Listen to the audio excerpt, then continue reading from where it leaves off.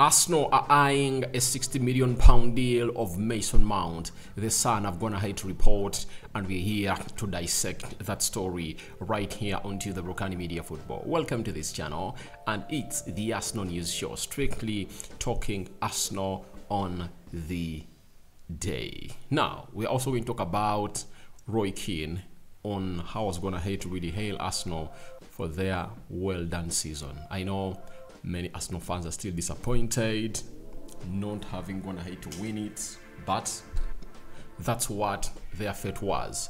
Having drawn against Liverpool, West Ham and Southampton, their fate just led them to that side. So we will close it down with a little bit of Gabriel Jesus and what he thinks about the remaining games of the season. He's still hesitant that it's not yet over. Mathematically, it's still on. But the fact is, everything is done and dusted. Now, Andy Dillon, coming in from the Sun, has confirmed to us that Arsenal are eyeing a 60 million move for Mason Mount. Sun Sport understands Mauricio Pochettino's Chelsea arrival is coming too late to save negotiations, and Mount now looks set to leave his boyhood club after 18 years. So, £60 million for Mason Mount. That is the huge question. You know, when I see such stories being put out, I really look out and ask myself, how much is Arsenal going to spend this summer? That is the biggest question, because Arsenal want two central midfielders. You know, they need a central defender. They need a right-footed centre-back. That is Arsenal for you. Now, when you look at Mason Mount as him, obviously, to me, he's not a player I really rate highly. You know, and you can't tell me that Arsenal doesn't have a player who is like Mason Mount. I look at Emily Smith-Rowe as a real Mason Mount. There is nothing that Mason Mount does that Emily Smith-Rowe doesn't do, but the problem is Emily Smith-Rowe has been having a very bad season because of the injury, the calf injury that he got, and he underwent a surgery. You know, he delayed to take a surgery. If at all he had taken that surgery during the preseason, he would have had a very competitive season at Arsenal. But the season really never went well for him because of what he really feared to take as a surgery very soon. So when you look at a player known as Mason Mount, I think there is nothing that he brings to Arsenal, according to me. And how can Arsenal spend £60 million on a player who doesn't play into the preservative positions of the pitch, and he's played so much with attacking or the offensive positions of the pitch, yet Arsenal really has a lot of talent into those positions. Fabio Vieira is one of those that you just believe that one time is going to come out and obviously get to the level it's supposed to be, especially next season where Arsenal is going to be participating in almost every competition. Then Emily Smith-Rowe is there, Odegaard is still there, there is Granit Xhaka, there is Thomas Partey, there is Jorginho, you know, there is El Nini, you know, everything is packed up in that midfield for Arsenal, and I find it doubtful for Arsenal to go in for Mason Mount. I'm sorry to say it, if at all you really love Mason Mount to Arsenal, but I don't see what he brings to Arsenal. Why? He's not that extra talented player, you know, that will come in through and obviously put up competition on Martin Odegaard, you know. And how does he fit in the team of Arsenal? I don't see. Why? Because Arteta has shown us that he wants physicality. He wants physical specimens in that midfield, you know. Then, two central midfielders.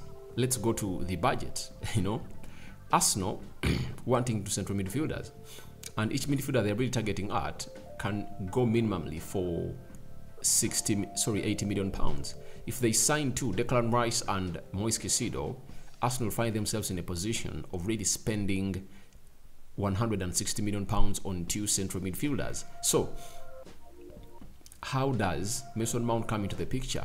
Can Arsenal go ahead and really spend more £60 million on a player to take their tally to 220. They need to buy a central defender of close to 40 million pounds. That would have gone to 260 million pounds. They need to buy a left-footed right attack midfielder to go ahead and really cover up for Bukayo Saka. All compared with Bukayo Saka, he will go for like 40 or 50. So that tallies up to 300 million pounds. Does Arsenal have 300 million pounds to spend, bearing in mind that they are back in the Champions League and these players of Arsenal are going to get a 20% increment of their salaries next season? Can Arsenal go north of that spend? I doubt. I doubt. So I think Mason Mount and his agent might be working tooth and nail to leave Chelsea. That's what has come into my mind, and that's what I think. But I don't see Arsenal going in for Mason Mount, and I will be shocked if at all Arsenal goes in for Mason Mount, by the way. And what has shown me that this might be an agent-driven move is this. Now, Andy Dillon has also gone ahead and really told us the following, that Mason Mount was offered a 1-year extension by Chelsea in February, but this was flatly rejected and seen as a ploy simply to raise his transfer fee. Relations between the players' representatives and the club are at an all-time low. That's it. So it shows you that the agent and Mason Mount don't want to stay at Chelsea. Amid the stories coming in through earlier before that Pochettino is really trying to build the team on Mason Mount. I think Mason Mount doesn't want to stay at the club of Chelsea. But I believe the team that can sign Mason Mount is Liverpool, because looks like Klopp is really an admirer of this player. He admires him a lot, and he dreams him at Anfield. But Arsenal, I don't really find it standing for Arsenal to go in for Mason Mount. I think Mikel Arteta will give Emile Smith-Rowe one more season at Arsenal to prove himself again, because he proved himself the previous season of 2021-2022, and he really played very well, and I think he was the top scorer of Arsenal that season, and with some good number of assists. But due to injury, he has not been able to play very many games. So we wait and see how the preseason is going to go in for Emile Smith-Rowe. Then we'll see how he goes ahead to fit into that Arsenal side. But Mason Mount scoring in the Champions League. No, he never scored in the Champions League. He never scored in the Champions League final, but he put out that assist from the halfway line of the pitch. And obviously, Kai Havertz went ahead to really score against Man City. He's a winner. That's it. And I think that's why other teams are really looking at him, but don't see Arsenal signing this player. It looked like the agent is trying to really cook out something for his client, because the client is fed up of the team of Chelsea having not been played very many times by all the two managers that Chelsea signed this summer. Now, let's go to Gabriel Jesus. He has something he told to ESPN Brazil about his team, Arsenal. This is what he said in the title race. Impossible? No, mathematically it's not over. When I arrived at this club, that's what I learned. Don't give up, always try. We still have chances, but it's obvious that it became very difficult, but we will fight until the end. So Jesus is telling Arsenal fans that they are going to fight until the end. Obviously, never say never, I understand, but the fact is no way. I don't see City capitulating. I don't see them go that level. I understand it's really a very hard fought it's a hard fought narrative, hard fought season for Arsenal, and they have to come to the media and put out such stories, but the fact is it's gone. The trophy is gone to Man City. If at all Arsenal kept winning, they would have found themselves in a position of really keeping City on their toes. But Never did they do that, and obviously that comes with a cost, and the cost is surrendering the trophy to City. I know, in the hearts of Arsenal players, they even gave up when City beat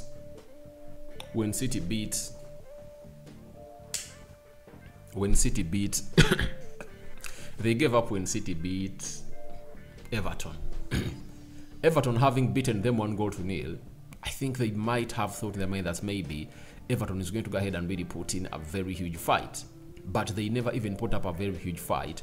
They gave up easily, and I was shocked on how Everton lost to a team known as Man City. You know, first half 2-0, second half Ilkay Gundogan gets a penalty, but is in the back of the net to make it 3-0. It was an easy job down in the Merseyside for a team known as Man City, and I think that really beat Arsenal players hard in their hearts, and they just got to know that maybe it's not meant to be ours.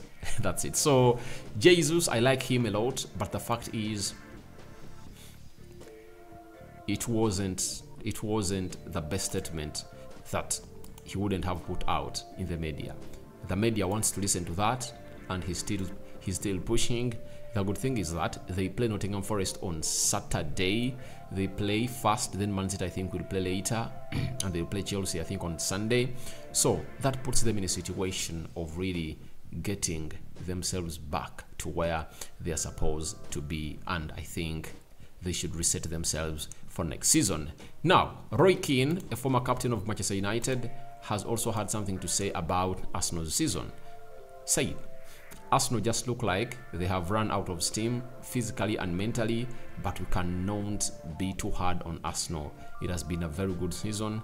They have just come up short, obviously. And this is where I don't agree with anyone who comes out and says that Arsenal bottled the league. They never bottled the league. They never. Do you know why? They punched above their weight for almost 3/4 of the season, and they lost the trophy with only, I think, 7 games to go. That's when they bottled it. It shows you that they were tired, as Roy Keane is really insinuating that they ran out of steam, and obviously Arsenal ran out of steam and they couldn't punch any further, because when you look at how they lost to Brighton, it was really bad, you know. Even the manager was tired. When you look at the substitutions that Mikel Arteta made on the day, it shows you that he was also just tired and confused. So obviously Arsenal's gonna hate to qualify for the Champions League. Big boost. Let's wait and see how the transfer window is really going to favor them, as the board of Arsenal is gonna hate to promise some huge spend of Arsenal. I understand Arsenal is going to spend close to £200 million. That's it, because they've always been spending close to £150 million when they are not in the Champions League. Now, with £50 million plus coming in for the Champions League, I think they'll find themselves in a position of obviously spending more. People have said that, I saw a journalist putting out a story that players are going to increase their salary in the Champions League because are going to increase their salary because they're going to be playing in the Champions League. Don't expect them to spend a lot of money. I asked, which kind of journalism is this? Which kind of journalism is this? Because you have to know that when Arsenal is playing in the Champions League, the tickets are really going to be expensive. That's it.